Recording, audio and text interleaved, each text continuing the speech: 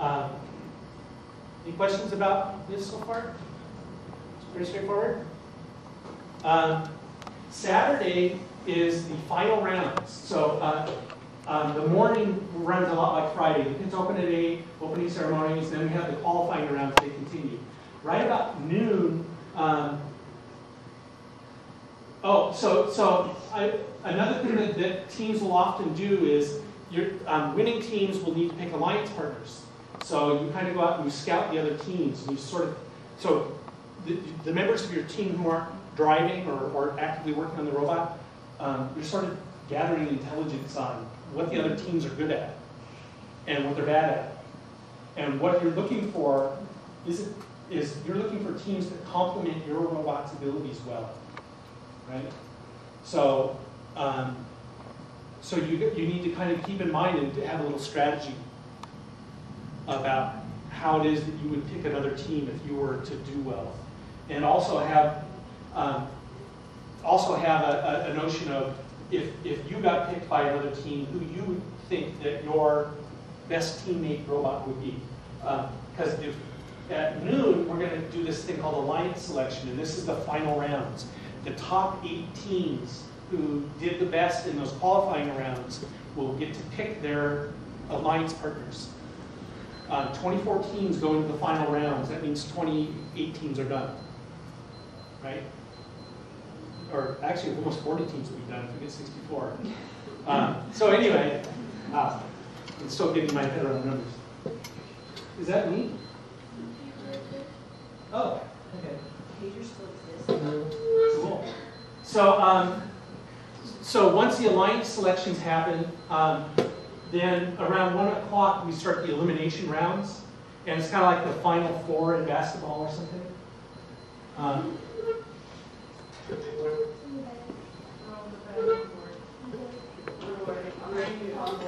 No, actually, it's going forward here.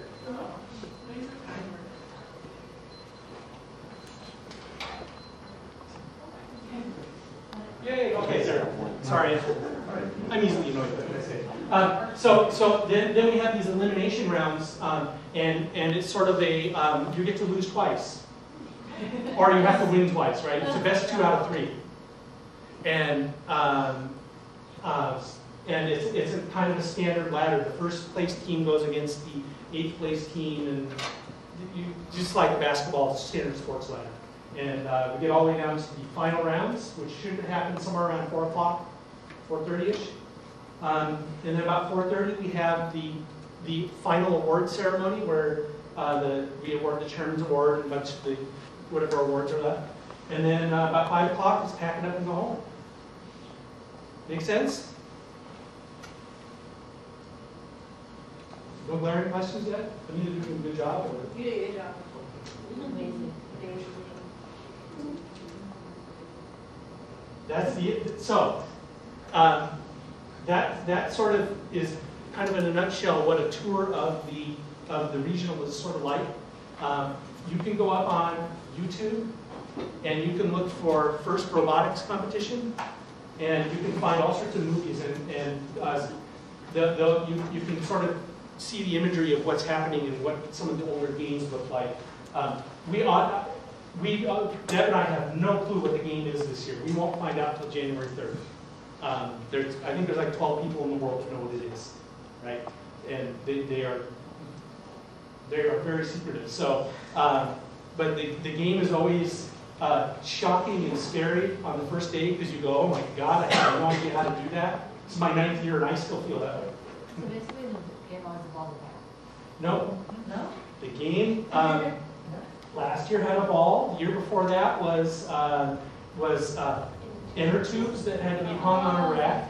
The year before that were these triangular. Basketball. That was. Oh, then we had a basketball game. Kind of soccer basketball together. Yeah, and then another year we had these 3-dimensional tetrahedrons that had to be stacked like 7 feet up. You had to pick them up off the ground, and literally I couldn't reach one. Right?